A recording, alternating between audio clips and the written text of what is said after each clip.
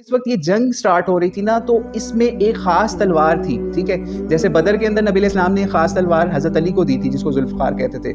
यहाँ पे भी एक ख़ास तलवार थी, नबी इस्लाम ने अपने साथियों को इकट्ठा किया और कहा, "ये तलवार आज कौन लेगा जो इसका हक़ अदा करे?" तो सब लोग सहम गए कि हक़ अदा करने का क्या मकसद है? जो नबी इस्लाम ने ये बात कर दी, तो अबू दुजाना बहुत पावरफुल, दलेर और बहुत ज़बरदस्त फ़ाइटर सहाबी थे।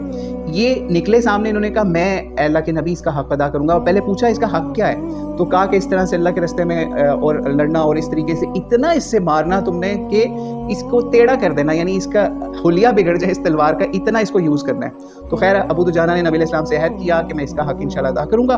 फिर उसके बाद आप बताया जाता है बहुत बहादुरी से लड़े और इनका एक स्टाइल होता था जंग के अंदर जाने का। ये रेड कलर का ना एक स्पेशल इमामा जैसे होता है या फिर रेड कलर की पट्टी होती है, वो इस तरीके से बांध के जंग में जाते थे और बहुत समझ लीजिए जोश से और बड़े गरूर और तकब्बुर से लड़ते थे और